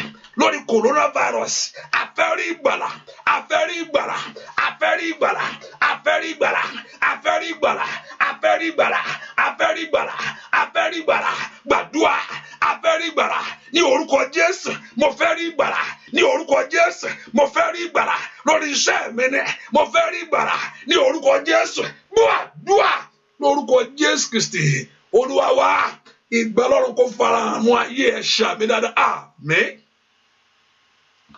Ó ní and the Lord shall fight for you mo ní kí Olúwa kó jà fún ọ ojú ò ní tì ọ́, o ò ní dẹni lẹ́lẹ̀, ìyanu kó farahàn lórí ayé ẹ. Jésù ṣe ìyanu, gbọ́ àdúrà lórúkọ Jésù Kristi Olúwa wa, àmín àmín lórúkọ Jésù. Tó bá di tí bá ti fẹ́ kó wá bèrè ohun tó fẹ́ lọ́wọ́ Ọlọ́run báyìí, lẹ́yìn ẹ̀ máa lago, ohun àṣẹ tí bá ti ń wí kó máa ṣàmì dáadáa o. Ó dán kí orí ìyanu nínú ayé ẹnu ọdún iṣẹ́ o. Òjò kí rọ̀ kó gbá etí lọ, màá borí ọ̀tá mi dandan. Òjò kí rọ̀ kó gbá etí lọ, wàá borí ọ̀tá rẹ dandan. Gbogbo akitiyan lórí ayé ẹ, gbogbo akitiyan tó sọ pé ò ní lọ́kọ láyé, gbogbo akitiyan àwọn tó sọ pé ò ní rọ́mọ bí, gbogbo akitiyan pé kò ní sí ọ̀nà fún ọ. Ẹlòmíì wọ́n ti pè nǹkan sínú ayé ẹ̀, ohun tó pè ló ń bá kiri. Ẹni tó pè nǹkan ti kú. Ẹlòmíì ẹni tó ṣe ẹlòmíì ti kú o, kò tiẹ̀ sí mọ́. Ṣùgbọ́n ohun tó sọ ẹ̀mí tó pè sínú ayé ẹ̀ ti ń bọ̀ kiri, ó yẹ kó padà lónìí. Gbogbo ẹ̀mí táyé fi ṣọ́ ẹ pé àníṣe bá mi ṣọ́, ẹ̀mí kẹ́mi ò ń kú, ẹ̀mí ò kì í kú, ẹ̀mí ò kì í kú, èèyàn gan ò ń kú, èèyàn gan kàn kú òun ara ni. Your spirit don't die. Èèyàn lè kú nú ara, ṣùgbọ́n nú ẹ̀mí yìí ò kì í kú o. You live forever. Yeah, because you are a spirit of God. And the Spirit of God, the breath, the Bible says, the Spirit of God, the breath of God has made, and the Spirit of God has given me life. So, bẹ́ẹ̀ ni, bẹ́ẹ̀ kó bè lọ́wọ́ Ọlọ́run, bẹ̀rẹ̀ sí sọ fún Ọlọ́run, òbí tó fẹ́ rí ìgbàlà, Ọlọ́run fẹ́ rí ìgbàlà ní ọmọ o. Mo fẹ́ kó má fọ̀rọ̀ ẹ ṣe, ìyanu á ṣẹlẹ̀, ìyanu á farahàn, má fọ̀rọ̀ yìí ṣe lọ́wọ́, ìyanu á dé lónìí, ní orúkọ Jésù. Ọlọ́run ìpè àkókò ti tó, líbà ó sàkó ìbílẹ̀kẹ̀ sáàkàtà bẹ́ẹ̀ ọ̀rọ̀ sí tó ń tẹ̀kẹ̀tẹ̀kà, wọ́n fẹ́ rí ìyanu lọ́fẹ̀ẹ́ wá o. Ọlọ́run àwọn èèyàn wá wọ́n fẹ́ rí ìyanu lọ́fẹ̀ẹ́ wọlé wá o. Wọ́n wọnú àdúrà ìpè kan lè rí ìyanu ni. Olóòdè fẹ́ gba ìtúsílẹ̀ ni o, ní orúkọ Jésù. Olóòdè fẹ́ gba ìtúsílẹ̀ ni o. Wọ́n wá láti wá rí ìyanu ni, kò sẹ́ni tó wá ṣeré o. Ní kàbàrò sátá yabago sátá, wọ́n fẹ́ rí ìwọ Ọlọ́run ni. Ó yá bèrè ohun tó fẹ́ lọ́wọ́ Jésù. Bèrè olówó ẹni tó dẹ́n tó ní ọ́, ó náà kí ayé rẹ kó rí ìyanu, ó náà kí tiẹ̀ kó gbọ̀, ó náà kọ́wọ́ rẹ kó tẹ̀, ó tó ti wá kí látijọ́ yẹn, ó yẹ kó rí, ó gbúdọ̀ jìyà má.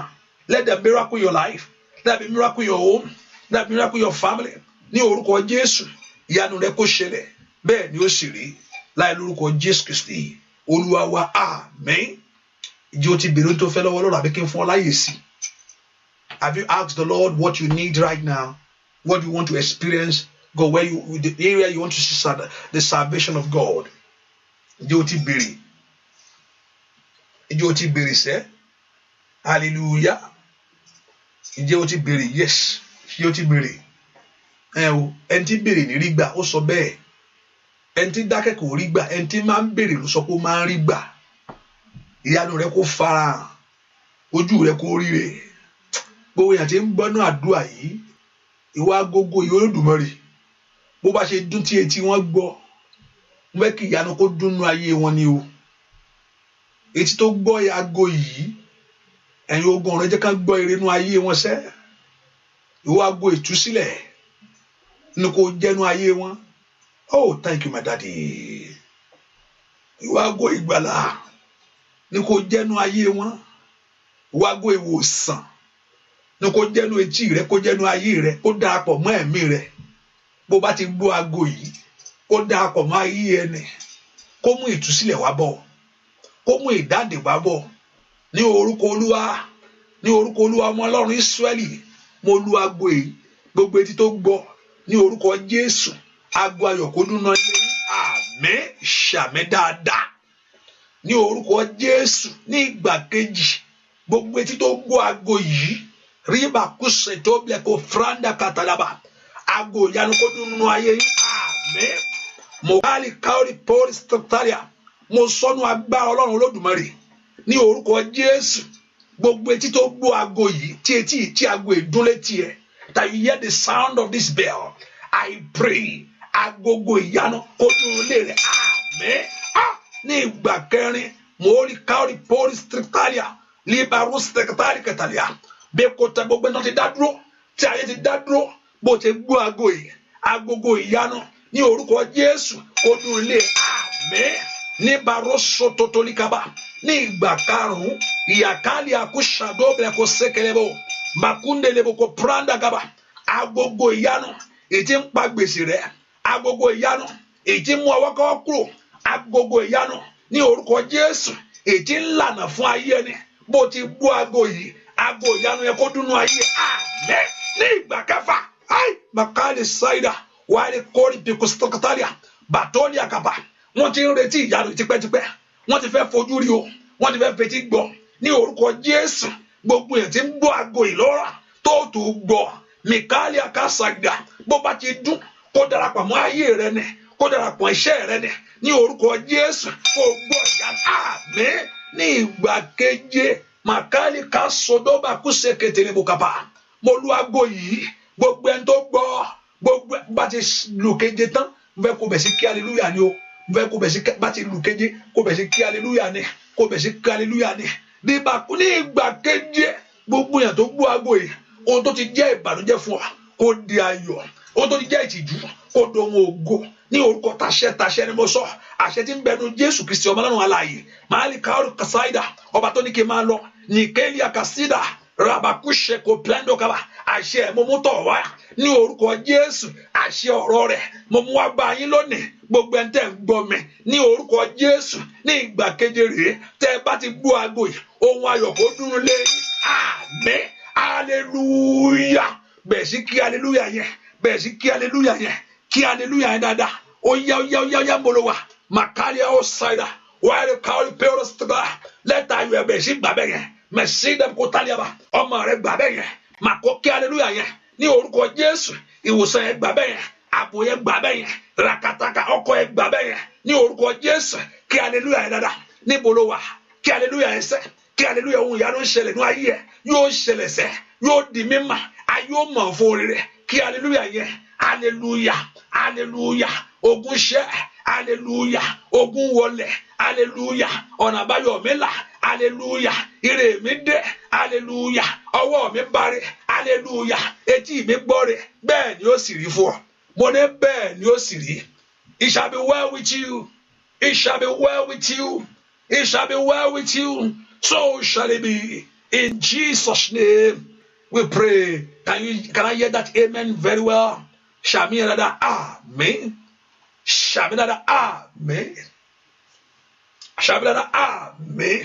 Bẹ́ẹ̀ ni ó sì rí láì lórúkọ Jésù Kristi Olúwa wa àmín àmín àmín àmín àmín lórúkọ Jésù hallelujah hallelujah oore kó ṣẹlẹ̀ ní ayé ojú òní tìyàn bẹ́ẹ̀ ṣe ń lọ kẹ́ lọ fún rere ẹ ká fi sọ́kẹ̀ pé àdúrà yìí tẹ̀síwájú ní ọ̀la agbọ́ Ọlọ́run ní aago 9 àárọ̀ and make sure you let's participate in any prayer we make mo sọ lédè òyìnbó gbogbo àtàwọn sínú àdúrà ẹ jẹ́ ká máa wá ká wá it's not that mo sọ lè pé maybe I don't have anything to do ló mú mi wá síbí o neither I'm looking for any gain that I'm coming here no I'm just here for you just for your life to get better yeah that's the purpose I'm here I'm just fulfilling God's word so if I'm saying we should come let's come ẹ jẹ́ kí n sọ Yorùbá tó ní mo sọ lé tí bá ní ká wá sínú àdúrà ẹ jẹ́ á wá it's not like pé wẹ́ẹ́ mi lè tẹ́ bá bọ̀ pé ó dẹ̀ ti pọ̀ jù ẹ sọ fún mi pé ó pọ̀ jù bẹ́ẹ̀ ni tẹ́ bá ló pọ̀ jù why not èmi ọ̀gá will be happy to láti kọ́ tiẹ̀ pápá àpá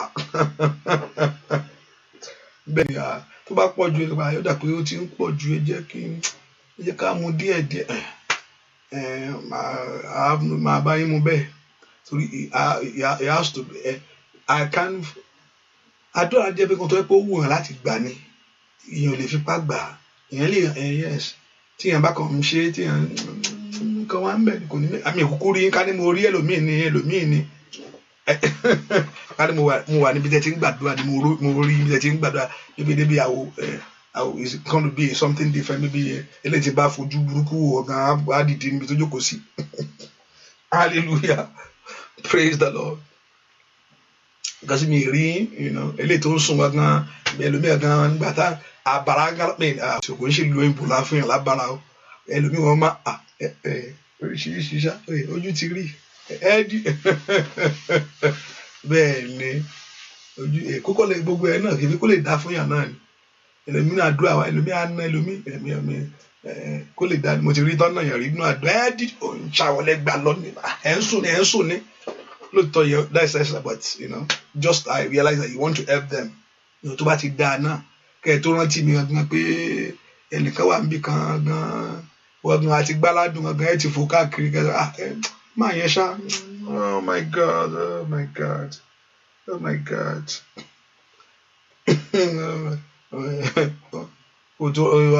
àkọ́ rántí ara rẹ̀ náà oh my God bẹ́ẹ̀ ni. Òótọ́ ni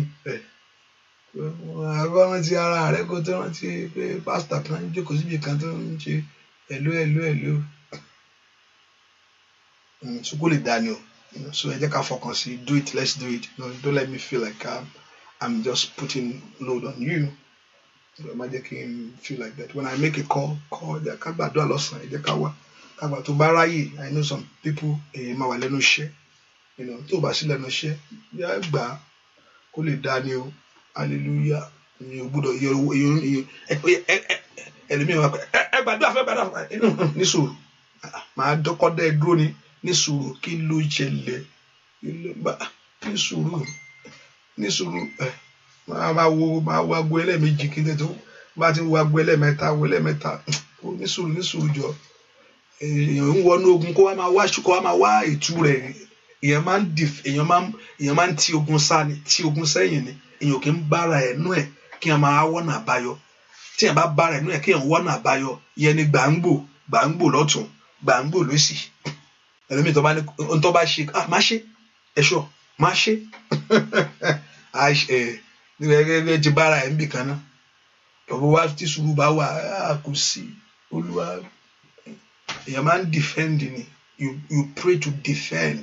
Prayer will work to defend you defend àti ilé ogun ó nira ju pé kí n defend ẹ protection ó better ju pé kó wọlé tán kí n ṣe máa wá ọ̀nà àbáyọ gbà mí panic àkọ́mọ́lù ẹ̀rù àkọ́kọ́ wọlé ẹ̀rù yẹn gan ni but when you defend yourself at all time you are seeking God's way ó lè kó níwájú Ọlọ́run kí wàhálà ń bọ̀ kọ́lọ́run dákẹ́ kó máa wò ẹ̀ràn aṣọ o lè máa wá síwájú rà ṣé màá dẹ̀ ṣe kíní láì sọ fún ọ̀rẹ́ mi tó bá ti di ọ̀rẹ́ Ọlọ́run lè ṣe nǹkan lẹ́yìn ẹ̀ má ṣe kankan lẹ́yìn mi o hallelujah the Lord will do great for you in the name of Jesus ìyanu yóò farahàn ayé ẹ̀ ìyanu yóò farahàn ayé ẹ̀ the Lord will manifest his power Olúwa yóò fohùn lábò ọ́ láṣìírí. Olúwa yóò fohùn lábò láṣìírí bẹ́ẹ̀ ni yóò sì rí fún ọ Jésù Olúwa wa àmín àmín àmín lórúkọ Jésù hallelujah God bless you Ọlọ́run kó bá coronavirus wí o gbogbo àwọn tó wà lábẹ́ àìsàn yìí Olúwa bá mi wò wọ́n sàn arákùnrin bá mi wò wọ́n sàn arábìnrin bá mi wò wọ́n sàn àǹtí bá mi wò wọ́n sàn mọ́mí bá mi wò wọ́n sàn gbogbo wọn bá mi wò wọ́n sàn lórúkọ Jésù bá mi wò wọ́n sàn gbogbo àwọn tó wà lábẹ́ àìsàn yìí bá mi wò wọ́n sàn Olúwa fún wa ní ìṣẹ́gun lórí àìsàn yẹn náà ò ní rí wọ́n mú kò ní dé ọ̀dọ̀ ẹ̀ ò ní mọ̀ coronavirus ò ní mọ̀ ṣàmì dáadáa ò ní mọ̀ coronavirus kò ní mọ̀ ẹ̀ kò ní mọ̀ wọ lórúkọ Jésù kò ní mọ̀ ẹ́ kò ní mọ̀ ìwọ kò ní ráyè ní olé ẹ̀ Olúwa yóò fún wa ní ìṣẹ́gun lórí ẹ̀ á borí ẹ̀ á yayọ̀ gbogbo wa ẹ sọ pé lórúkọ Jésù gbogbo wa máa yayọ̀ ṣẹ́gun lórí coronavirus gbogbo ayé ó yayọ̀ lórí rẹ̀ coronavirus wàá fẹ́ lọ bí tó ti fẹ́ wá padà síbẹ̀ bẹ́ẹ̀ ni ó sì rí Jésù Olúwa wa àmín àmín lórúkọ Jésù. Thank you for coming. God bless you. God bless you. See you tomorrow by 9 a.m. in the morning. God bless you. God bless you. Thank you. I appreciate you. God bless you. The Lord bless. And those that share it, God bless you gbogbo ẹni tẹ́ ẹ share yẹn lórúkọ kọ́lọ́run kó pinrin kò yín o kẹ́ ẹ ríre o. God bless you. No prayer tonight, no prayer 9 o'clock. No. God bless you. Bye bye.